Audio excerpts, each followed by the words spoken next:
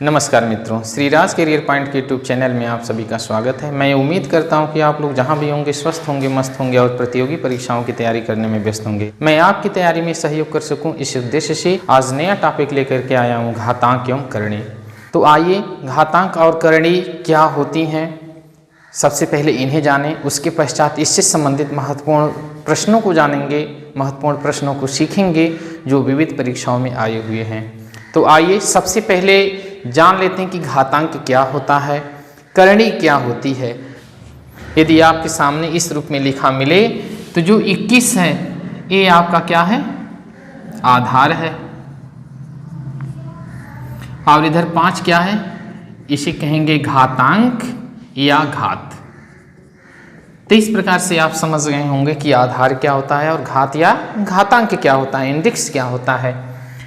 यदि दे दिया y power x, तो यहाँ पे जो x है यह घात हो जाएगी और y क्या होगा, आधार हो जाएगा। तो आप समझ गए होंगे कि घात क्या है या घातांक क्या है और आधार क्या है। इसके उपरांत आप देखेंगे घातांकी भाग, घातांकी घात, गुणनफल की घात, व्युत्क्रम का नियम, घात का शून्य होना और व्युत्क्रम घात का नियम। इन नियमों को सविस्तार आपके सम्मुख में प्रस्तुत करूंगा और आप लोग उसे ध्यान से देखते और समझते हुए आगे बढ़िएगा। तो पहला हम समझते हैं कि घातांकीय गुणनफल। जाने की घातांकीय गुणनफल क्या होता है। जैसे आपके सम्मुख यदि रिप्रेजेंट हो जाए x power m into x power n into x power 1, अब इनका आपस में मल्टीप्लाई करना है। तो यहाँ आप देख रहे हैं कि जो आधार है x हर जगह समान है, तो आपस में घातांक क्या हो जाएंगे, जुड़ जाएंगे। x power m plus n plus 1। कहने का आशय ये है कि यदि घातांकीय संख्याओं का गुणनफल हो और उसमें आधार सबकी समान हो, घात अलग अलग हो, तो इस प्रकार में क्या होता है, आधार लिख करके घातों को जोड़ के उस आधार की घात बना देते हैं। इसे और भी कुछ एग्जाम्पल के थ्रू आप देखें, 2 power 5 into 2 power 6 into 2 power 7। इसे यदि आपको सॉल्व करना हो तो आप क्या करेंगे, घातांकों को आप जोड़ देंगे, 5 प्लस 6 प्लस 7, तो ये हो गया 2 पावर 18, 2 के घाते 18। इसका सोल्यूशन हो गया x के पावर m इंटू एक्स के पावर 5, और कहे कि इसे सॉल्व करो, आधार इसका सेम है, घातांकों को आप जोड़ दें तो m प्लस 5, ये इसका रिजल्ट आ गया। घातांकीय भाग क्या है, घातांकीय भाग के रूल क्या हैं। दे दिया आपके सामने x पावर m भागे x पावर n, इस रूप में दे। यहाँ आधार देख रहे हैं कि समान है, तो घात में क्या होता है, यदि आधार समान हो तो घातें आपस में घट जाती हैं, तो ये हो जाएगा आपके सम्मुख x के पावर m माइनस n। इसका सलूशन हो गया। इसे कुछ और भी रूप में देख सकते हैं आप, x के power p divided by x के पावर q, या इसी को आप लिख सकते हैं x पावर p अपान x पावर q। ये भाग का निशान है, इसको बटे के रूप में आप लिख सकते हैं। जब इसे आप सॉल्व करेंगे तो ये हो जाएगा x के पावर p माइनस q। क्यों होगा, क्योंकि आधार समान है तो घातें आपस में माइनस हो जाएंगे। ये हो जाएगा आपका x के पावर p माइनस q। 2 घाते 5 भागे 2 घाते 3। अब यहाँ पे क्या होगा, तो 2 घाते आधार सेम है तो घातों को आपस में घटावें, हो जाएगा 2 घाते 2, 5 में से 3 को घटा देंगे, 2 घाते 2, ये आपका रिजल्ट आ गया। ऐसे और भी कुछ एग्जाम्पल देख सकते हैं, जैसे दे दें आपके सम्मुख 3 के घाते 15 बटे 3 के घाते 4। अब इसे भाग देना है तो क्या करेंगे, आधार इनके समान है 3 3, तो घातें आपस में घट जाएंगी। 3 के घाते 15 ऋण 4 बराबर 3 के घाते हो जाएगा कितना, 11। ये आपका रिजल्ट।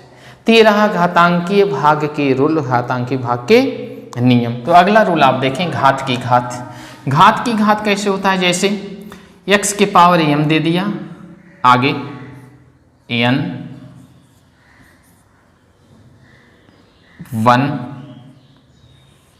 फिर घात दे दिया p, और इसे कहे सॉल्व करने के लिए। ध्यान से देखते रहिए। x power m power n power 1 power p, इसे सॉल्व करना है तो क्या करेंगे, जब ऐसी कंडीशन आपके सम्मुख दिखे तो यहाँ पे क्या होता है कि घातों का आपस में गुणनफल हो जाता है। ये हो जाएगा x के power m into n into 1 into p। अगर कुछ और भी संख्या या बीजीय अंक घात के रूप में है तो उनका भी ऐसे आगे मल्टीप्लाई करते चले जाएंगे। ये रहा घात की घात का नियम। इसे कुछ संख्या के माध्यम से आपके सम्मुख में रिप्रेजेंट कर रहा हूँ कि 2 की घाते 3, इसकी घाते 4, 1, पूरे की घाते कुछ बना दें जैसे 5। अब इसे सॉल्व करना है तो आंसर क्या आएगा, सॉल्यूशन इसका क्या होगा, 2 की घाते घातों का आपस में गुणा कर देंगे, 3 गुणे 4 गुणे 1 गुणे 5, घातों का आपस में गुणा कर दें तो 3 चौको 12, 1 कम 12, 25 60, 2 के घाते 60। तो 2 के घाते 60 इसका आंसर आ गया। घात की घात का रूल ये रहा जो आपके सामने हमने रिप्रेजेंट किया। फोर्थ रूल है गुणनफल की घात। चौथा हम देखेंगे गुणनफल की घात। गुणनफल की घात क्या होती है, इसमें दे दे आपके a के पावर m b के पावर m गुणे c के पावर m गुणे d के पावर m। यदि इस तरीके से दे तो इसे कैसे सॉल्व करते हैं। आप देख रहे हैं कि आधार सबका, किसी का a है, b है, c है, d है, लेकिन सबके घातांक या घात क्या है, m है। तो इसे इस रूप में आप लिख सकते हैं कि a गुणे b गुणे c गुणे d और पूरे की घात m। कुछ और इसे अंकों के माध्यम से देखें जैसे 2 के घाते 3 गुणे 1 के घाते 3 गुणे 4 के घाते 3 गुणे 5 के घाते 3 और इसे सॉल्व करना हो आपको तो क्या करेंगे, आधार सबके अलग लेकिन घातांक सेम होने से आधार का आपस में मल्टीप्लाई कर देंगे और घात वही लिख देंगे। 2 एकम 2 चौको 8 पचे 40, तो ये हो गया 40 के घाते 3। इसे यदि आप आगे बढ़ा करके सॉल्व करना चाहें तो 40 का क्यूब करना पड़ेगा और 40 का क्यूब 4 का क्यूब आपको याद होगा या आप जानते होंगे, 4 चौको 16 चौको 64 और 3 शून्य आगे बढ़ा देंगे तो 64,000 इसका सोल्यूशन हो गया। व्युत्क्रम का नियम ये है, यदि दे दिया कि a के घाते m अंश के स्थान पे है, इसे जब आधार के स्थान पर ले जाएंगे तो a 1 upon a power minus m हो जाएगा। 2 के घाते 5 दे दिया तो इसे नीचे लाएंगे तो 2 के घाते ऋण 5 हो जाएगा, या यही 1 अपान a की पावर m। अब ये जब ऊपर जाएगा तो क्या हो जाएगा, घात 1 पावर माइनस m हो जाएगा। यदि यहीं पे कोई संख्या जैसे x के पावर माइनस p के फॉर्म में है और ये जब ऊपर जाएगी तो हो जाएगी x के पावर p। ये घातांक के रूल हैं कि जब अंश से हर या हर से अंश रूप में परिवर्तित होता है तो वहाँ आधार की जो घातांक हैं, घात है, उसके साइन चेंज हो जाते हैं, साइन परिवर्तित हो जाते हैं। 1/2 के घाते 4 यदि दिया है आधार के रूप में, ये 2 के घाते ऋण 4 हो जाएगा। छठा रूल है घात का शून्य होना। आप देख पा रहे होंगे छठा रूल क्या है, घात का शून्य होना। घात के शून्य होने का तात्पर्य कुछ इस प्रकार देखें, a के पावर 0 है, इसकी वैल्यू पूछ दे आपके सामने, या b के घाते 0 है, इसका मान पूछ दे तो a के घाते 0 तो इसका मान क्या हो जाएगा 1, b के घाते 0 इसका मान हो जाएगा 1, या a b c इसके पावर है 0, इसका मान क्या हो जाएगा 1। अंकों के माध्यम से इसे आप समझने का प्रयास करें। 25 के घाते 0 दे दिया, 2 के घाते 0 दे दिया, 365 के घात यदि 0 दे दे तो इसका मान क्या होगा। इसे अंश ना मानिए, घात में 0 मानिए, क्योंकि 0 ही मैं रिप्रेजेंट कर रहा हूँ।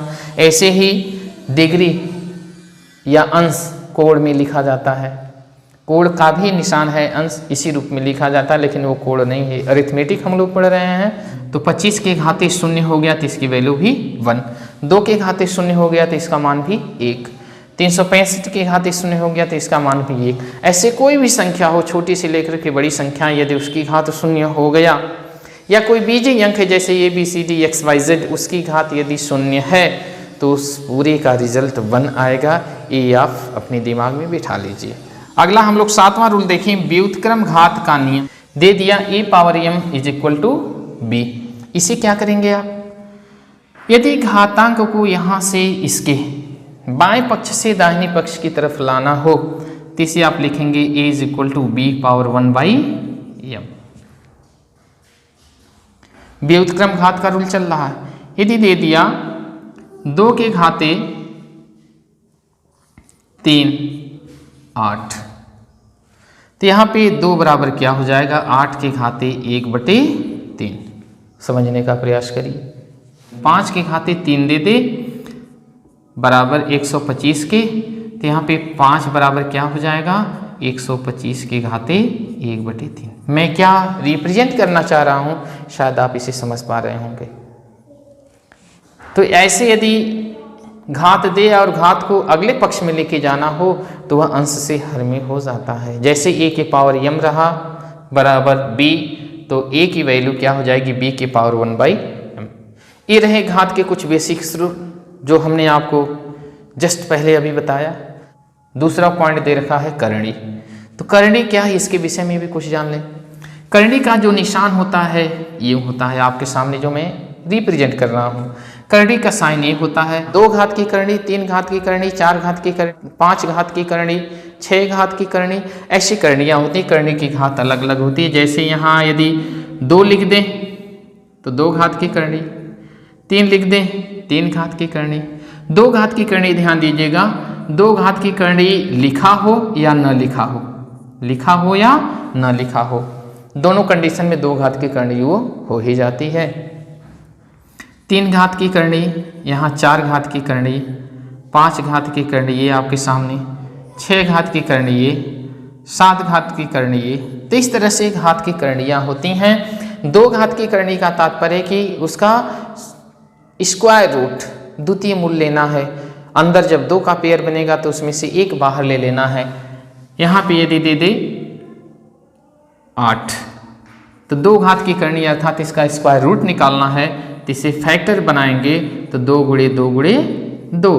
यहाँ पे 2 2 का 1 पेयर बन रहा है, तो यहाँ से 2 बाहर हो जाएगा और रूट में स्क्वायर रूट के अंदर 2 बचा रह जाएगा। ऐसे इसका तात्पर्य क्या है, यदि दे दिया आपके सामने 16, तो इसमें क्या करेंगे, इसमें भी फैक्टर वैसे ही बनाएंगे, लेकिन वहाँ लेना होगा तृतीय मूल, थर्ड रूट।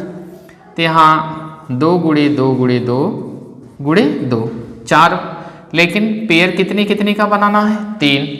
तो यहाँ से 1 2 बाहर निकल गया और 1 2 अंदर ही बचा रह गया।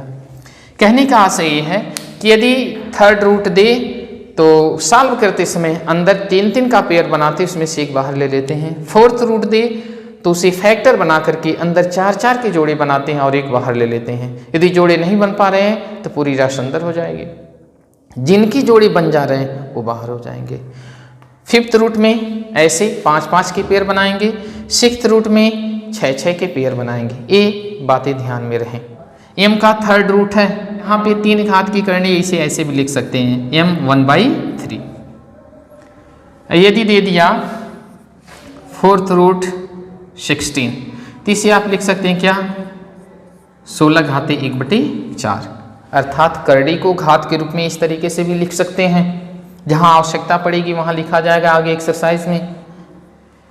दे दे 7th रूट ऑफ 53, इसे आप लिख सकते हैं 53 के घाते 1/7। अब करड़ी में 2 टाइप्स के करणियाँ हो जाती हैं, एक सजाती और दूसरी विजाती। तो आइए हम जानते हैं कि सजाती करणी क्या होती है और विजाती करणी क्या होती है। सजाती करणी और दूसरी करणी होती है विजाती करणी। कभी कभी एग्जाम में पूछ देता है कि इनमें से दिए गए निम्न विकल्पों में से कौन विषम है कौन भिन्न है, तो उसमें पता चले कि 3 सजाती करणियाँ दे दिया और 1 विजाती दे दिया, तो वहाँ से भी आप छांट सकते हैं। या 3 विजाती दे दिया 1 सजाती दे दिया, तो वहाँ से विषम क्या हो जाएगा, सजाती जो होगा वही सबसे अलग है, भिन्न है, उसे आप अलग कर देंगे। तो यहाँ पहले जान लें आप कि सजाती क्या है और विजाती क्या है। जब तक ये नहीं जान पाएंगे तब तक आप करणियों में विभाजन नहीं कर पाएंगे कि कौन कौन सी करणी है। सजाती करणी का आशय क्या है कि करणी के विषय में हमने बताया कि इसका निशान कुछ इस तरीके से होता है। अब यहाँ पे यदि हम लिख दें यम और यहाँ लिख दें अंदर पी, तो जो P होगी ये करणीगत राशि है और यम क्या है, करड़ी की घात है, करड़ी की घात है। अब दो टर्म आपके सामने मैं स्पष्ट करते हुए व्यक्त करूंगा, एक करणीगत राशि और दूसरी करड़ी की घात। 5 का स्क्वायर रूट लेना है, तो यहाँ करणीगत राशि क्या है 5, 5 का स्क्वायर रूट लेना हो तो 5 क्या है करणीगत राशि और 2 क्या है करणी की घात। अब सजाती करणी क्या होती है? यदि करणी की घात और करणीगत राशि विभिन्न करणियों में एक समान हो तो उसी सजाती करणी कहेंगे। विजाती करणी क्या होती है कि यदि करणी की घात और करणीगत राशि में या तो दोनों अलग अलग हों या कोई एक अलग हो, जैसे करणी की घात, तो वह विजाती करणी कहलाती है। एग्जाम्पल के थ्रू इसे समझने का प्रयास करें। सजाती करणी जैसे अब यहाँ पे देखें आप, यहाँ पे करणी की घात 2 है, यहाँ भी करणी की घात 2 है। ये इसका गुणांक इससे कोई प्रभाव पड़ने वाला नहीं है, ऐसा देकर के आपको भ्रमित कर सकता है कि कहीं आप इसी विजाती मान लें। तो यहाँ करणीगत राशि ए समान है और करणी की घात क्या है 2, यहाँ भी 2 है, समान है। करणी क्या हो गई सजाती करणी। कुछ और एग्जाम्पल के थ्रू इसे आप देखें। यहाँ आप देखें एक करणी और दूसरी करणी। यहाँ पे करणीगत राशि 5, करणीगत राशि 5, करणी की घात 3, करणी की घात 3, तो ये क्या हुई सजाती करणी। इसे परिभाषित करते समय हमने आपको बताया कि यदि करणीगत राशि और करणी की घात, करणीगत राशि और करणी की घात समान हो तो सजाती करणी हो जाती हैं। तो मैं उम्मीद करता हूँ कि इन एग्जाम्पल के माध्यम से आप समझ गए होंगे कि सजाती करणी क्या है। आइए विजाती करणी को देखें। इसे यदि कुछ ऐसे लिख दें,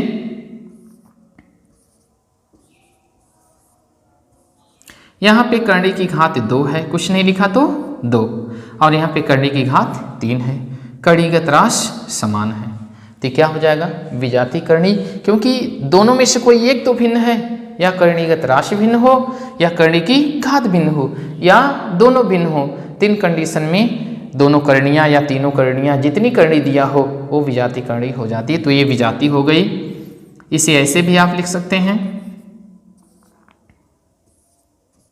तब भी ये विजाती होगी। घात हो तो समान है, 2 घात की करणी, कुछ नहीं लिखा तो 2 घात की करणी, लेकिन करणीगत राशि अलग अलग हैं तो ये विजाती करणी हो जाएंगी। अब यहाँ पे आप देख पा रहे होंगे कि यहाँ करणी की घात 2 है, करणी की घात 3, लेकिन करणीगत राशि mn, करणीगत राशि ab, यहाँ पर भी ये करणी क्या हो जाएगी विजाती हो जाएगी, क्योंकि करणीगत राशि भी अलग है और करणी की घात भी अलग है। यहाँ पे करणीगत राशि अलग थी लेकिन करणी की घात समान थी, यहाँ पे घातें अलग अलग थीं लेकिन राशि समान थी। तो इन तीनों कंडीशन में क्या हो जाता है करणी विजाती हो जाती। कुछ अंकों के माध्यम से आपको दिखा दें, दे दिया √8 और यहाँ दे दिया √8। देखिए राशि समान है, करणीगत राशि समान है लेकिन करणी की घातें अलग अलग है। ऐसे ही करणी की घात भी अलग अलग और करणीगत राशि भी भिन्न भिन्न है। करणी की घात भी अलग अलग है, करणी की राशि भी भिन्न भिन्न है, इसलिए ये भी क्या हो गया विजाती हो गया। कहने का आशय ये है कि या तो करणीगत राशि अलग अलग हो या करणी की घात अलग अलग हो या दोनों अलग अलग हों, तो इन कंडीशन में करणियाँ आपस में विजाती हो जाएंगी। तो मैं उम्मीद करता हूँ कि जो मैं समझाने का प्रयास किया आज की वीडियो में उसे आप समझ पा रहे होंगे, कायदे से समझे होंगे। जहाँ आवश्यकता पड़ेगी तो वहाँ वीडियो को पॉज करके कुछ नोट कर लीजिएगा या उसे दोबारा रिपीट करके समझ लीजिएगा। घातांक एवं करणी से संबंधित जो विविध परीक्षाओं में भिन्न भिन्न टाइप्स के जो प्रश्न बनते हैं उनको मैं अगली वीडियो में लेकर के आपके सामने आऊँगा। ये वीडियो आप तक सर्वप्रथम पहुँच सके, प्रत्येक वीडियोज़ का नोटिफिकेशन आपको जल्द से जल्द प्राप्त हो सके, इसके लिए चैनल को लाइक करते हुए शेयर करिए, साथ ही साथ सब्सक्राइब करना न भूलिए। नमस्कार।